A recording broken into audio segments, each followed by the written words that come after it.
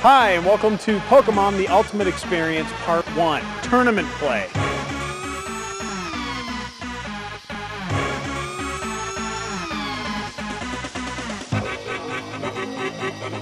Today, I'm going to go into Collector's Guide to the Galaxy and find out all the behind-the-scenes stuff of tournament play with Pokemon.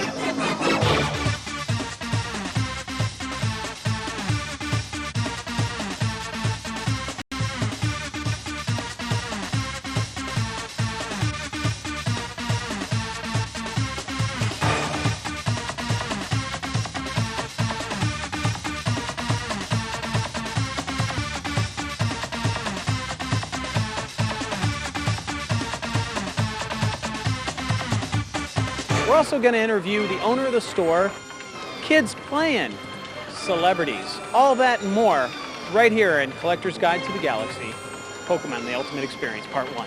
Stay with us.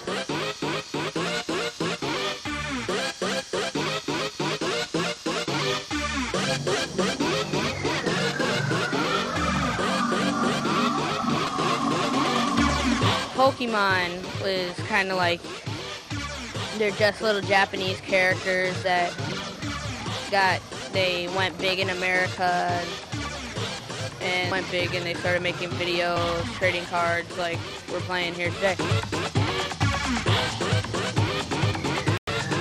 Since watching this video? Yeah. What are the main characters' names? Ash, Misty, Brock, Pikachu, Bulbasaur, Squirtle, Charmander, Team Rocket, Jessie, and James.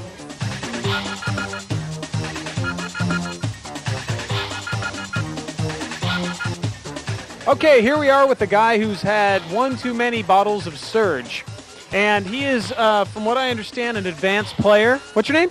Miko Hughes. And is that true? You're an advanced player? I don't know. I say I'm an advanced player, but I don't know if I'm that good. I just kind of started, but I think so, I guess. I've won every round I've played so far, so.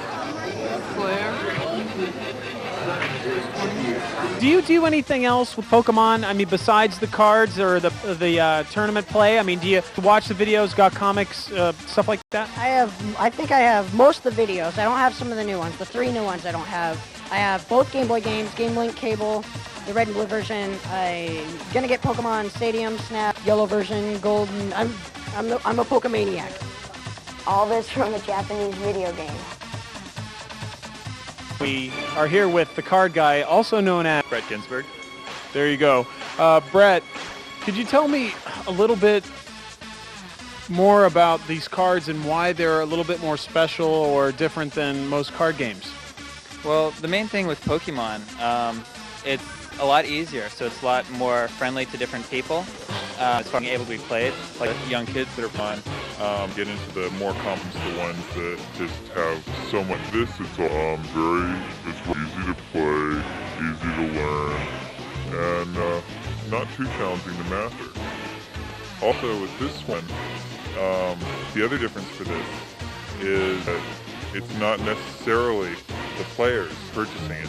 Like with most games like Magic or Star Wars, the same people that are coming in for it are also the same ones that are playing it. Here it's half parents, half the kids. So we get the parents in confused and needing explanations just as often as the kids, you know, going, ooh, my Pokemon, and needing the product themselves.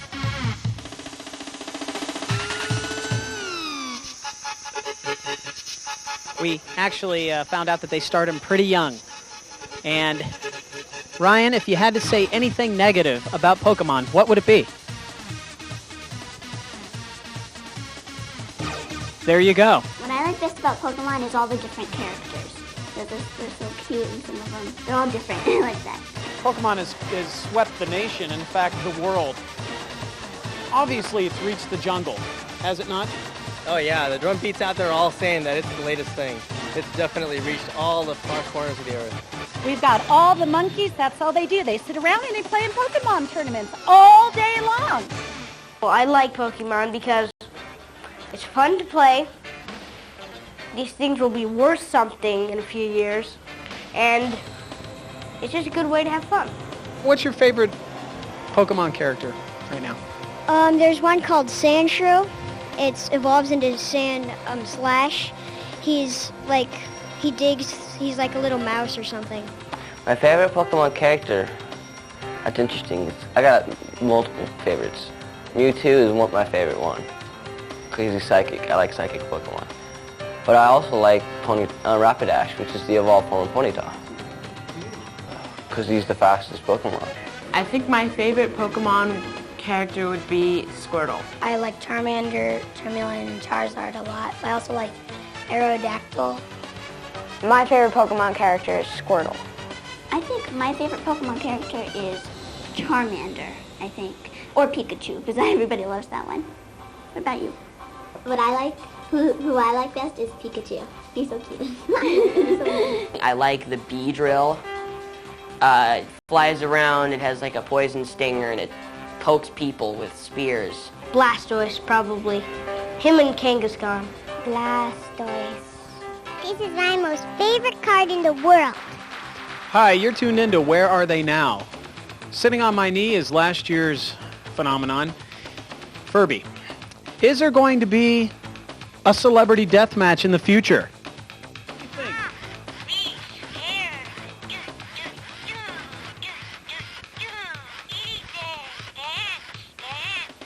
You heard it here, folks. He's very scared. Once again, very scared. I'm Jamie Jacobs reporting. I was wondering if you could tell me what this is. I think we were lucky enough to have somebody let us see what their collection is. We borrowed one of the local kids' binders, and what we see here is his front page, which he put a lot of his rare cards, the ones that are the shiny ones, just to make them seem a little more special. And as you can see by the cards, they come in, various forms, both cute and cuddly, so even little girls will like them, on up to big and mean for the boys, the violent one, or the kids that want the big tough ones, the bad guys and stuff. And as you can see, there's both the characters in English. They also come in Japanese, which is how this originated. In fact, in Japan, the tournaments are huge. Like 21,000 is what we heard about for one of them. So it makes this seem like nothing. There's also special cards called trainers, which are just designed to help you play the game, not the characters that fight for you themselves. And most of these are based on some things from the video games. What is the number one most wanted card available right now? The most sought-after Pokemon card here in the States is Charizard. The big craze seems to be the Charizard card, and I finally found somebody who actually has it right here. Could you tell us your name? Alex. Alex, the Charizard card. Come on over here. Oh, you're going to pull it out for me. Awesome. All right, ladies and gentlemen, this is the Charizard card. The most wanted card here. Is that true? Because it does the most damage and it has the most HP. Fire Spin does 100 damage. It's able to kill any Pokemon in one hit unless it has a resistance or if it's a Chansey or another Charizard. The starter decks come with the earlier forms of Charizard, Charmander and Charmeleon. So once somebody gets started, the next thing they need is immediately Charizard. Okay, so there you go, the most wanted card. Now, I want you to do this as quickly as possible because I want it to come right off the top of your head. Name me the 5 top cards if you were given the choice that you would like to have in your possession. Go. Charizard, Venusaur, Blastoise, Raichu, and Mewtwo. Here we are in the thick of tournament play, and I'm just about to interview a couple of guys that are going head-to-head. So tell me, can you tell me how your strategies go in this game? What's your main goal in going against your opponent? Well, my main goal is sort of like to beat his Pokemon, and then I get to win, or like get rid of all his energies so his Pokemon don't have anything to do, so I could win. Here we are with Ernie and Andrew Hudson. They are in the middle of play, and they took time out to talk to us a little bit about the Pokemon situation here. Andrew, I gotta ask, how are we doing so far today? Okay. I lost my battle, but I hope to win my next battle. So, I mean, so do you have a little break now? Are you taking a little break and then you're gonna go back in? Yeah, I'm taking a little bit break, shuffling my cards, and I'll be going to battle just a few minutes from now. Does your dad know much about this? Well, sort of. When I play against myself, it's too easy, so I kind of force Dad to play with me sometimes. So chances are he kind of knows what's going on. Yeah, he sort of does. What is a theme deck? Well, it's kind of like a deck. You have to have 60 Pokemon cards to make a deck, and you kind of create your own, the battle. And usually, if you're creating a themed deck, it's supposed to do something like maybe you have like all Pokemon that can call for another Pokemon card. Right. See, but you get the packs that you buy. You can buy a deck, but they prearrange those. But when you create your own deck, it means you go into battle with your own set group of Pokemon to do what you want them to do when you need them to do it. So once you get into the game, you want to get the cards that's going to support you in what you want to do. The thing I love best about this is, especially with the younger kids, it gives us a way to connect. It gives me and Andrew a chance to hang out today, be a part of the tournament, and things we can do together. When we get so into the video games, it's between them and the TV. This is us. You know what I mean? And it's great. And I mean, the athletic stuff is fine, but this is strategizing, it's talking, it's just a nice way to bond and connect. Pokemon, way to be social, yet go into battle at the same time. We love it. Thanks a lot, guys. I want to thank you for your time. Andrew, Yes. good luck.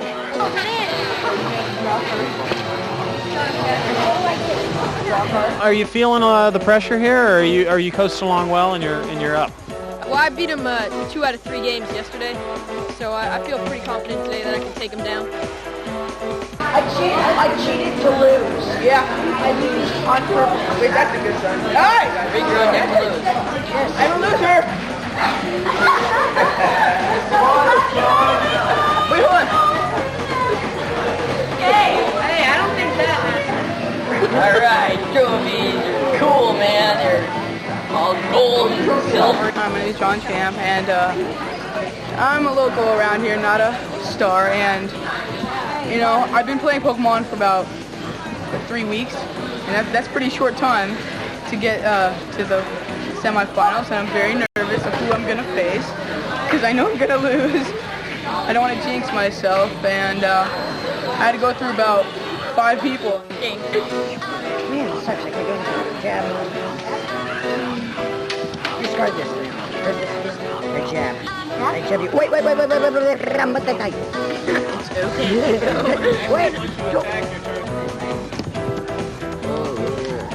What's that? This always happens to me. Head. All right. And if it's head, One table.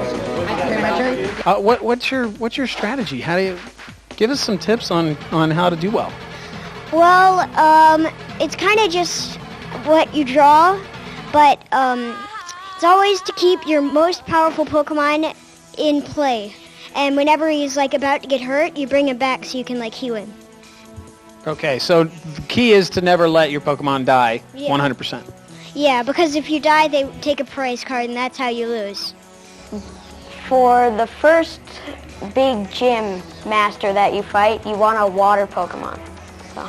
Well, you have to have at least 25 energies, 25 different energies, or 25 any energies in a deck. Then the rest is all the good Pokemon that you want to just stick in there. Well, my secret tactics is my Kangaskhan is like my best card in there, besides Rapidash. So I hope to get him out and also Rapidash. Because Kangaskhan can do his Comet Punch, and I can use that Comet Punch to knock off most of the Pokemon and get like most of my prize cards. Now I bring out Rapidash and do his agility, so they can't attack me. In the card game, for people who have been playing the Pokemon to avoid,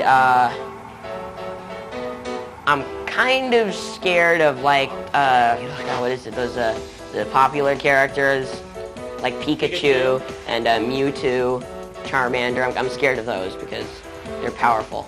Oh, I should avoid ghost Pokemon the most out of all the Pokemon. They're the hardest to kill, I think. Okay. So I'm gonna throw a rock at you. Okay. You think? Yes. Okay. I'm gonna put Haunter and Ghastly. Over to Gyarados. Who do you put up? I'm going to add an energy. Yeah, you have to do that before you evolve, before you take your turn. Okay. And here and throw another rock. I don't know which one's 10 for you, so just why don't you just trade them in for 2 20s? Yeah, that's what I'm gonna do. Well, it's getting down to the wire. We are in the middle of our elimination round, and this is what it's all about.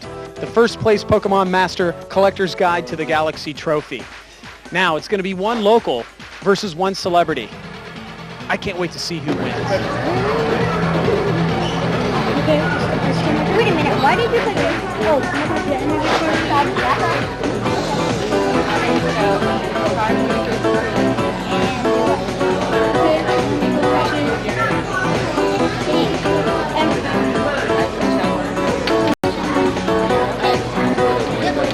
and then you put after Nope. He does it? He does it? At the end of your turn, begin your rock. That opens doors right there. Do anything, so I will double check. You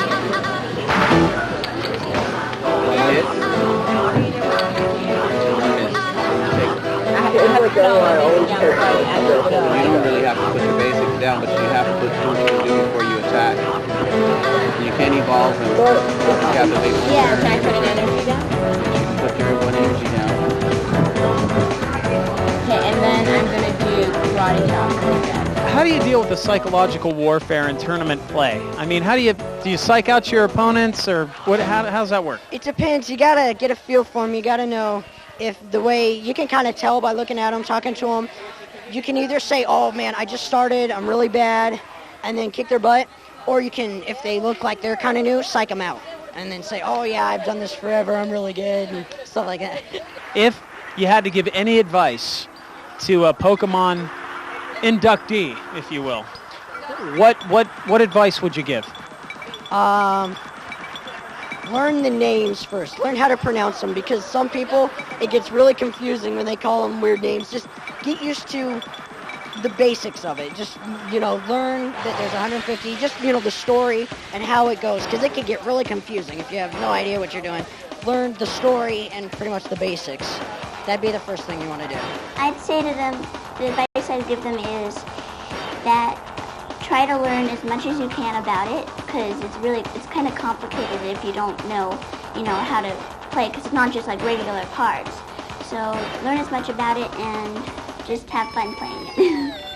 Just start with like the beginner's deck, the pack, beginner's pack.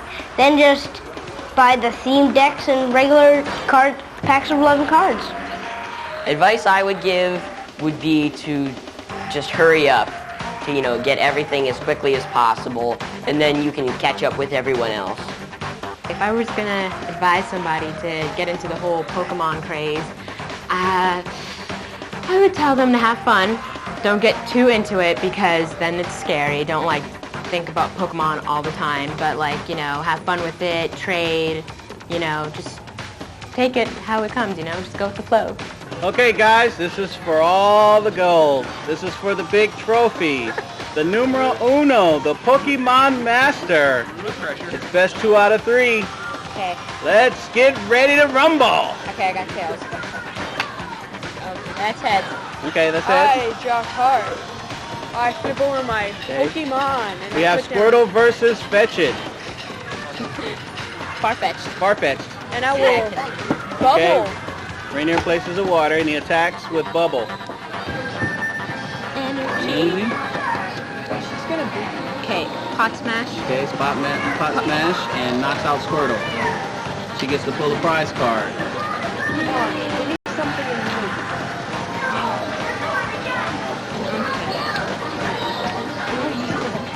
Okay, so he brings in Execute. Execute. Rainier looks like he's down to his last Pokemon, but he has to... You'll see soon. Yeah, he's gonna come and be like, bam, bam, bam.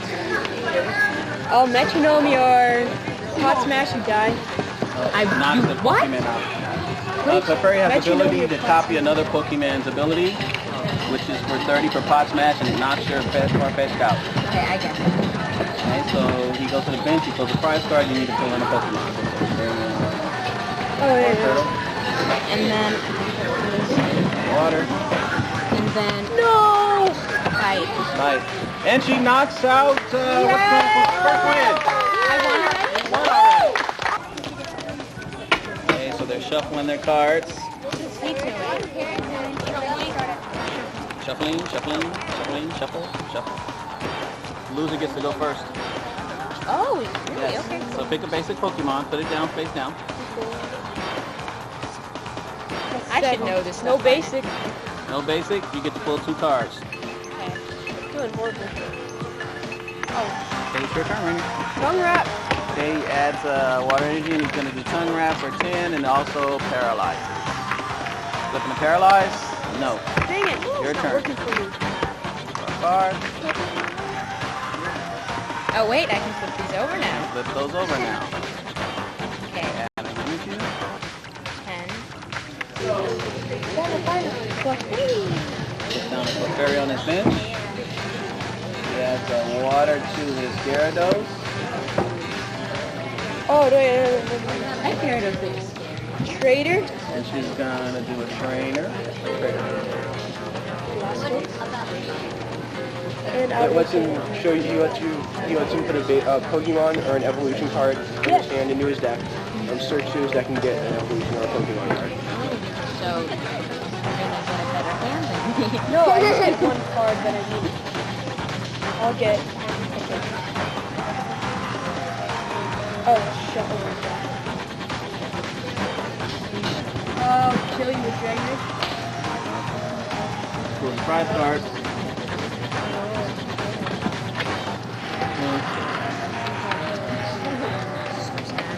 Okay, Okay, we started off with 80 kids, now we're down to the last game. This is for all the money. This is the tiebreaker.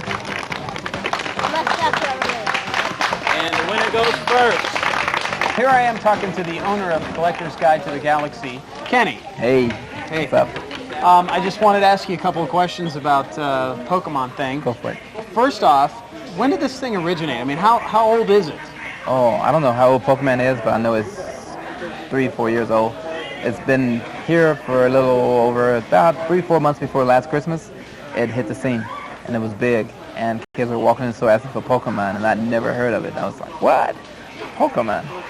But I jumped on the ball, right, really quick. And the posters and the toys, stickers, banners, that was the hot thing. And through Christmas, we sold stuffed animals. My whole store was covered with yellow Pikachus from wall-to-wall Pikachus, and that was a hot item. Pikachu was hot. And shortly after Christmas, the card game got hot, and it started building and building. And next thing I know, every little kid that walked through the door wanted Pikachu and Pokemon and Charizard and all those cards. They were after them. A lot of them were collecting, and just recently they've started playing the game, which is pretty exciting because the kids actually get to use their brains versus video games. They get to play, and they get to play the games, read the cards, learn how to do battle, use their brains. What is the secret to the Pokemon success and the mayhem and craze? Yeah, that is a big question. I think it has to do with the number of characters. Generally, when you're looking at like a superhero team or an animated series, there's like 5 characters in the team, 6 characters or so.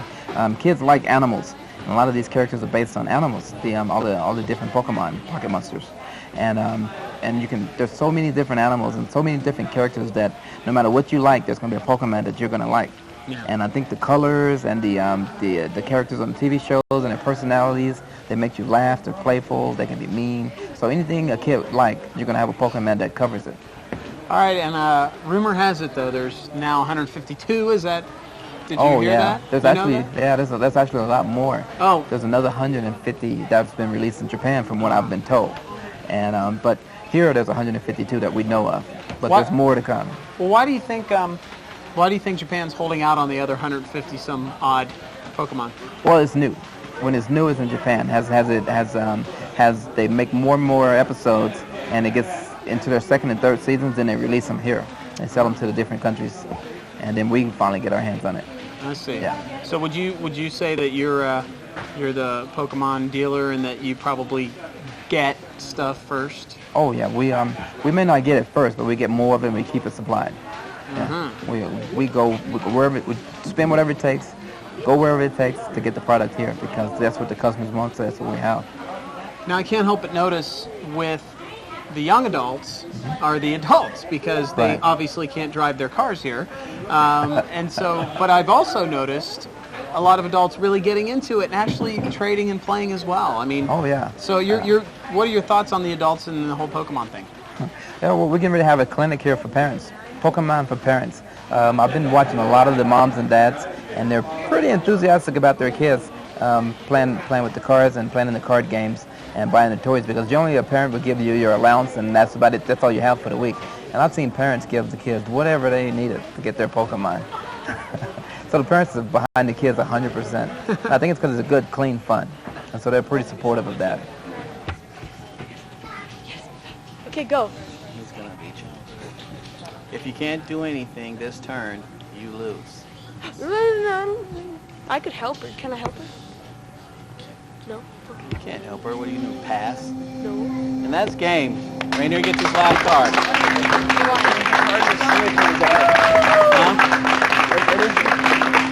You could have beat him. If you would have let him knock out if you would have let him knock out your Onyx and then brought your Farfetch'd out, put the energy on him, and flipped it and knocked out his whatchamacallit, you would have won. Okay, last game with Rainier. First time I beat him, second time he beat me, third time he beat me. But it looked like the third time looked like you were gonna. Yeah, yeah, it looked like in the beginning it looked like I was gonna beat him, but then I just didn't. I don't think I really paid attention to what I was doing, and he is so good, and he just beat me. The last 3 games, for the most part, she won because his deck didn't run well. Like I said, sometimes you gotta have a very good deck and a very experienced person, but if you don't get the right Pokemon and the right combination, it's just like a fighter having a bad day. Sometimes you just can't get that knockout punch, and so she beat him on that one. The second one, he just basically overran her because his deck ran very well, and she's not as experienced, so she couldn't stop him. There was ways that she could have, but like I said, she lacked experience, so she couldn't take the pounding that he's putting out. The third game, she had opportunities, many opportunities, and that's where the experience comes into play. Because if I was playing that deck that she had on that particular game, I could have beat him instantly. Because his deck runs very well, but at that point in time, he had a really bad pull, like the first game. And she kind of gave it up when she sacrificed a couple of her cards without thinking about it first. The turning point in that game was when she brought out her Farfetch'd and wasn't able to attack with him. What she should have did was placed another energy onto her Onyx, let him knock her Onyx out, because she was 6 cards ahead of him, 5 cards ahead of him. She didn't have to worry about losing that guy, because there's no way he would have been able to catch up. And once he would have knocked out her Onyx, all she had to do was put her Farfetch'd out, put an energy on him, and Leak Slap for 30, and that would have knocked his Gyarados out. She had 1 prize card, and she would have went home with all the stuff. And that would have been, wonderful. I love to see people like the underdog win. And I was very proud of her for even going that far. She did a very good job for someone who has 1 day worth of Pokemon experience. In the beginning, I played a little easy players. Then after that, got a little harder. And then once I got to the finals, I got really nervous. Last 3 games, the first game, I knew I was going to get whooped by my hand. But I tried to hang in there, but I couldn't. The second game, I got a good hand, plus the cards I was drawing were good. Third game, I still had confidence in myself because my hand was okay, but she was still beating me. So I tried to stall her deck as much as possible, so I could build up this guy and kill that guy, or if he's low on health, I could build up that guy, retreat that guy, bring in that guy. So how do you stall a deck? Well, you retreat Pokemon and let them kill this Pokemon, retreat it, bring another Pokemon, and just let them keep killing certain Pokemon, but they're not dying. They're just getting hurt.